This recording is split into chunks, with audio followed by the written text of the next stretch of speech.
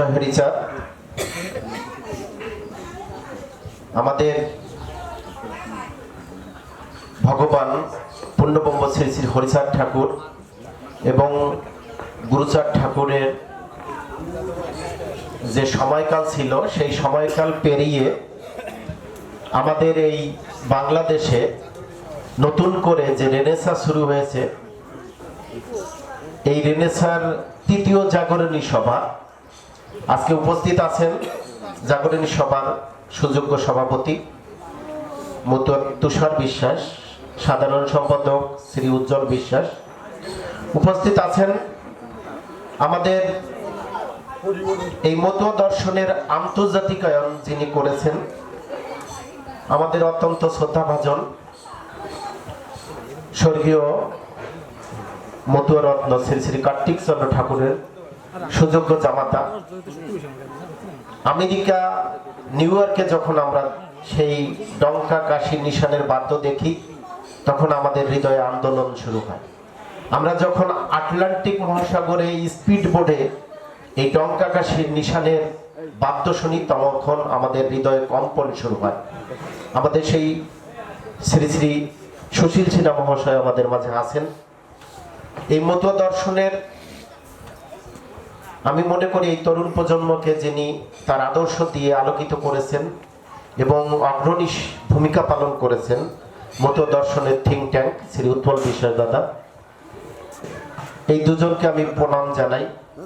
আমার বন্ধুবর বিপুল বিশ্বাস, আমার বন্ধুবর রানা ঠাকুর, এবং বিশেষ করে বাংলাদেশে প্রথম শ্রী শ্রী হরিচাঁদ গুরুচাঁদ ঠাকুরের নামে যে বিদ্যালয়টি স্থাপিত হয়েছে তার প্রতিষ্ঠাতা প্রধান শিক্ষক শ্রী হিরণময় বালা সহ সবাইকে, আজকে যারা উপস্থিত হয়েছেন সবাইকে আমি শ্রদ্ধা ভরে আমি ভালোবাসা শ্রদ্ধা জ্ঞাপন করছি।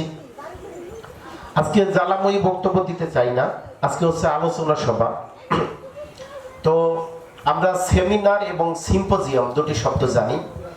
সেমিনারকে বলা হয় যে কোনো বিশ্ববিদ্যালয়ে একজন অধ্যাপক ক্লাস নেবেন।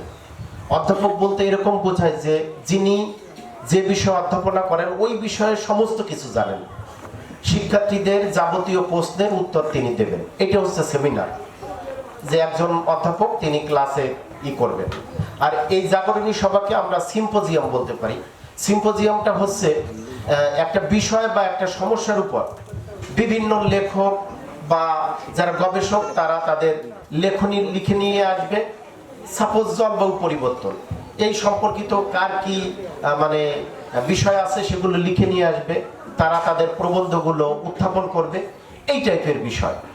আর এই লিখিত বক্তব্যের পরে যারা বক্তা থাকবেন তারা কোথায় কি সমস্যা আছে সেইগুলো আরো মানে সংযুক্ত করবেন। তো আমাদের আপনারা দেখেছেন যে এই জাগরণী সভার মাধ্যমে এই বাংলাদেশের মতুয়া দর্শনের উপর যে সিম্পোজিয়াম শুরু হয়েছে, এটার তৃতীয় সিম্পোজিয়াম। এখানে খুব সুন্দর করে হেডলাইন আছে, মতুয়া দর্শনের আলোকে আধুনিক জীবন ভাবনা। এবং আমরা যারা কয়েকজন আলোচক আছি তাদেরকে সুনির্দিষ্ট কয়েকটি পয়েন্ট দিয়ে আসছে। আমার পড়েছে মতুয়াদের আধুনিক শিক্ষায়নে গুরুচাঁদের নির্দেশনা। আধুনিক শিক্ষায়নে গুরুচাঁদের নির্দেশনা অর্থাৎ আধুনিক শিক্ষার ক্ষেত্রে গুরুচাঁদের অবদান কতটুকু ছিল, কেমন ছিল। তো আমি এই বিষয়ে কয়েকদিন পড়ালেখা করেছি। সত্যি বলতে এখন আমি ট্রাপনিল খেয়ে এই আলোচনাটা করতেছি। আমি বইয়ের ভেতর যতই ঢুকি ততই দেখি যে মানে যেখানে রামমোহন রায়, ঈশ্বরচন্দ্র বিদ্যাসাগর, এর পরবর্তীতে এই ডিরোজিও ভারতীয় উপমহাদেশে যারা জাগরণ সৃষ্টি করেছে, সেখানে আবার গুরুচাঁদ ঠাকুরের মানে কোনো জায়গায় তেমন উল্লেখ নাই। আমরা বাঙালির ইতিহাস আদি পর্বে নিহার রঞ্জন রায় তিনি বলেছেন যে গুরুচাঁদ ঠাকুরকে একটু আলোর বাইরে রাখা হয়েছে। আমি এই লেখনীটাতে পেয়েছি যে মানে গুরুচাঁদ ঠাকুরের যে অবদান, বলতেছে যে ভারতীয় উপমহাদেশে গণতন্ত্রের প্রথম পুরুষ আমার গুরুচাঁদ ঠাকুর। এবং আমি সেইগুলো কথাগুলো তথ্যগুলো আপনাদের দেব। কিভাবে আপনি শিক্ষার ক্ষেত্রে যদি সার্বজনীন শিক্ষা বলেন, সার্বজনীন শিক্ষা কি, এর সংজ্ঞা কি? নারী পুরুষ সকল শ্রেণীর শিক্ষার যে সুযোগ। আপনি এই গুরুচাঁদ ঠাকুরের যে সময়কাল, এর আগে সেখানে নারীরা পড়ালেখা করতে পারতো না। এর পরবর্তীতে যারা পিছিয়ে পড়া জনগোষ্ঠী, যারা অস্পৃশ্য, আপনার ব্রিটিশরা এই দেশে ডিভাইড অ্যান্ড রুল পলিসি শুরু করেছে। ডিভাইড অ্যান্ড রুল পলিসি সমস্ত জাতিভেদের মধ্যে আপনার ডিভাইডেশন শুরু হয়ে গেছে। আপনাকে আমি একটা ছোট্ট উদাহরণ দিই। আপনার বঙ্গভঙ্গ নাম শুনেছেন না? বঙ্গভঙ্গ 1905 সালে হয়েছে।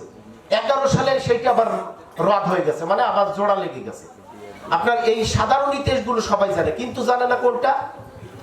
যখন অরবিন্দুর ভাই আমাদের বামফিল্ড ফুলার যখন এই প্রদেশ ভাগ হয়েছে, এই অস্পৃশ্য এবং মুসলিমরা তাদের নাগরিক অধিকার পাওয়ার যখন সুযোগ সৃষ্টি হয়েছে, তখন এই অরবিন্দুর ভাই সে এই বামফিল্ড ফুলারে মানে মারার জন্য ধাওয়া লাগিয়েছে। বামফিল্ড ফুলার চলে গেছে, এরপরে ল্যান্সটেক আসে, এরপরে আপনি ক্ষুদিরাম বসু দেখেন, সে বোমা মারছে যে এই অস্পৃশ্যরা সুযোগ সুবিধা পাবে, তাদের নাগরিক অধিকার পাবে, এইটা হতে দেওয়া যাবে না। এটা পশ্চিম বাংলার যারা বর্ণবাদী হিন্দুরা, যারা মানে উচ্চ ভাবে নিজেকে, তারা দেখে যে যারা পিছিয়ে পড়া জনগোষ্ঠী এরা আলাদা হয়ে যাবে। আপনি আমাদের যারা অস্পৃশ্য, যারা পিছিয়ে পড়া জনগোষ্ঠী, এদের প্রথমে কি সৃষ্টিকর্তার সংরক্ষণ বাদ দিয়ে আপনি তাদেরকে কিছু সুযোগ সুবিধা দিয়ে দিয়েছেন। কি? তারা চতুর্বর্ণ, বর্ণ অনুযায়ী এক একজন যার যার কর্ম পাবে। এটা কি একটা সংরক্ষিত বাদ না? ভারতের যে আমাদের শিডিউল কাস্টরা যে বিভিন্ন নামে যে সংরক্ষণ পাচ্ছে, এর সমস্ত বিরোধিতা কিন্তু তারা করেছে। জওহরলাল নেহরুরই দেখেছি, তিনি সমস্ত প্রদেশে এই গীতার উদাহরণ দিয়ে সমস্ত প্রদেশে যে আমরা এই শিডিউল কাস্ট যাতে সংরক্ষণ না পাই, এর জন্য কিন্তু প্রত্যেকটা মুখ্যমন্ত্রীর কাছে তিনি চিঠি দিয়েছেন। এটা আমি যে কথাগুলো বলবো ইতিহাসের স্টুডেন্ট হিসেবে, শিক্ষক হিসেবে আমি প্রত্যেকটা রেফারেন্স দিতে পারি। তাহলে আমাদেরকে শিক্ষার ক্ষেত্রে, উন্নয়নের ক্ষেত্রে বিশাল বাধা দিয়েছে। আপনি দেখেন গুরুচাঁদ ঠাকুর 1880 সালে পঞ্চসোপান পদ্ধতি দিয়েছে। কি? শিক্ষা। শিক্ষা গ্রহণ করলে আসবে চেতনা, চেতনার মাধ্যমে আসবে সংহতি, সংহতি আসলেই আসবে বিপ্লব, এবং বিপ্লব থেকে মুক্তি। এই পঞ্চসোপান পদ্ধতি দিলেন 1880, আর আম্বেদকর 1920 সালে দিলেন 30 শরণ মন্ত্র, যেটা এডুকেটেড, এজিটেড এবং অর্গানাইজ। তাহলে 1920 আর 1880 আপনি ডিফারেন্স দেখেন। আজকে কারিগরি শিক্ষা মানে আধুনিক শিক্ষা বলতেছে এসটিইএম। এসটিএম মানে কি? Science, technology, engineering, mathematics. মানে এই কয়টা বিষয়ের উপর আপনার আজকে সোসাইটি বলে সোসাইটি 5, অর্থাৎ সুপার স্মার্ট সোসাইটি। এখন আছে মানে সোসাইটি 4, এখন আমরা পদার্পণ করব সোসাইটি 5-এ। এখন এই সোসাইটি 5-এ পদার্পণ করতে গেলে আপনার কি লাগবে? Science, technology, engineering, mathematics. এই পদ্ধতিতে, এই পদ্ধতি কিরকম? আপনার উদ্ভাবনী শক্তি থাকতে হবে, সৃজনশীল শক্তি থাকতে হবে, এবং কর্মমুখী শিক্ষা, কারিগরি শিক্ষা। আজকে তিনি মানে নারীদের ট্রেনিং, যে বিভিন্ন প্রকার সেলাই, ধাত্রীবিদ্যা, এটা দেখেছেন ওরাকান্দিতে শুরু করেছিলেন গুরুচাঁদ ঠাকুর। এবার মেডিকেল পরীক্ষার নিউজ দিচ্ছি, 1,30,000 পরীক্ষায় বসেছে মেডিকেল পরীক্ষায়। এবার এই যে সুশোভন বাছার, যিনি এই পিছিয়ে পড়া 36 জাতির মতুয়াদের পক্ষ থেকে প্রথম আর কি জাতীয় মেধায় ফার্স্ট হয়েছে। এই জায়গার তথ্য বলি, 1,30,000 মেডিকেল পরীক্ষা দিচ্ছে, সেখানে নারীরা মোট পাস করছে 60,000, তার মধ্যে 15,000 বেশি নারীরা। তাহলে নারীদের ক্ষেত্রে মানে পিছিয়ে পড়া নারীদের কিভাবে সামনে আনা যায়? ভারতীয় উপমহাদেশের নারীদের তো মুক্তি করিয়েছে আমার গুরুচাঁদ ঠাকুর, আমার গুরুচাঁদ ঠাকুর করেছে। এটা আপনার আমি ঐতিহাসিকভাবে প্রমাণ দেব। এখন আমি এই সাথে একটু মিল করে দেখাতে চাই যে কারিগরি শিক্ষা তিনি দিয়েছেন। আজকে দেখেন বিদেশে যে পড়ালেখার সিস্টেম, সেখানে কি হচ্ছে?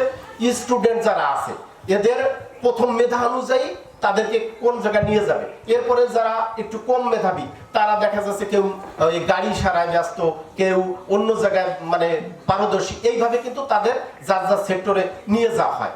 তাহলে এই কারিগরি শিক্ষাটাই এখন কর্মমুখী।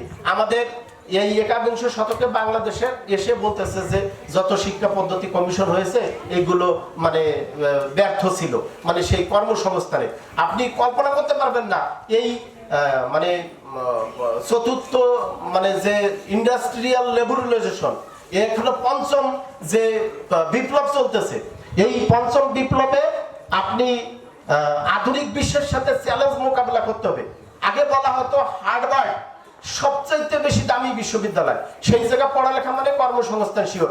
এখন হার্ভার্ডের ব্যাপার 23% পাস করা, বিবিএ পাস করা ছেলেমেয়েরা তারা মানে চাকরি পাচ্ছে না। তাহলে আপনার কতটা চ্যালেঞ্জ। এখন থেকে 1846 আর 1937 গুরুচাঁদ ঠাকুরের যে টাইম বাইন্ডিংস 91 বছর ধরেন, তো এই টাইমে ভারতীয় উপমহাদেশের অবস্থা কিরকম ছিল সেই বিষয়গুলো আপনি আগে চিন্তা করেন। এর পরবর্তীতে ইংলিশ মিডিয়াম ওরাকান্দিতে স্কুল শুরু করেছিলেন।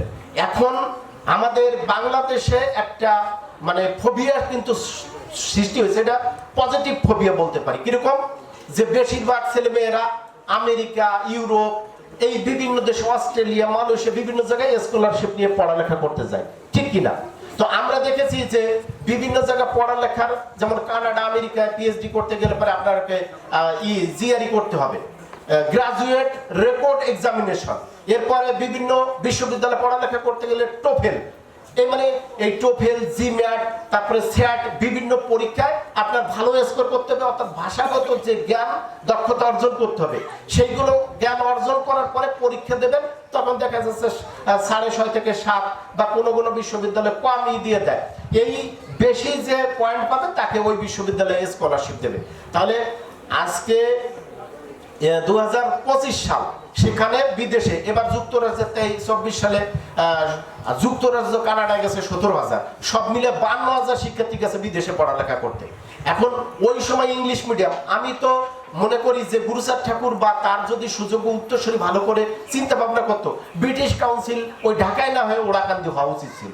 এর পরবর্তীতে সেই সময়ের মতন যে মানে একটা পত্রিকা বের করা, এটা আপনি কল্পনা করতে পারেন যে পত্রিকা মানুষকে কি করতে পারে। বাংলাদেশে এখন সিভিল সার্ভিস পরীক্ষা হয়, বাংলাদেশ সিভিল সার্ভিস, এই নিয়ে বিশাল আলোচনা হচ্ছে। এই সিভিল সার্ভিসে পত্রিকা যে না পড়বে তার সিভিল সার্ভিস হওয়ার কোনো সম্ভাবনা নাই। সারা পৃথিবীর সাথে এনগেজ হবে। ডোনাল্ড ট্রাম্প সে 100টার মতো নির্বাহী আদেশ দিলেন। প্রথম কি কি আদেশ দিলেন, এটা যদি আপনি পত্রিকা বা ইলেকট্রনিক্স মিডিয়া না দেখেন, আমার গুরুচাঁদ ঠাকুর বেঁচে থাকলে ওখানে এখন একটা স্যাটেলাইট টিভি বসতো। তাহলে তার ওই সময়ের যে চিন্তা ভাবনা, আধুনিক শিক্ষার চাইতে আমি মনে করি পোস্ট আধুনিক শিক্ষা ভাবনার চিন্তা ভাবনা তার। তিনি তার একটি শ্লোকে কি বললেন, যে বিদ্যা চাই, ধন চাই, বসন ভূষণ চাই, হতে চাই জজ ম্যাজিস্ট্রেট, সাগর ডিঙাতে চাই, দেখি সেটা কিবা পাই, মাথা করি কেন রব হেড। তাহলে ওই সময় জজ ম্যাজিস্ট্রেট হতে চেয়েছিলেন। তার উৎসাহ প্রেরণায় গোপাল সাধু ঠাকুর দানবীর ছিলেন, প্রমথ রঞ্জনরে ব্যারিস্টারি পাঠাইছেন। ওই সময় সাব রেজিস্ট্রার হয়েছে, ডাক্তার তারিণী বল ডাক্তারি পাস করছে।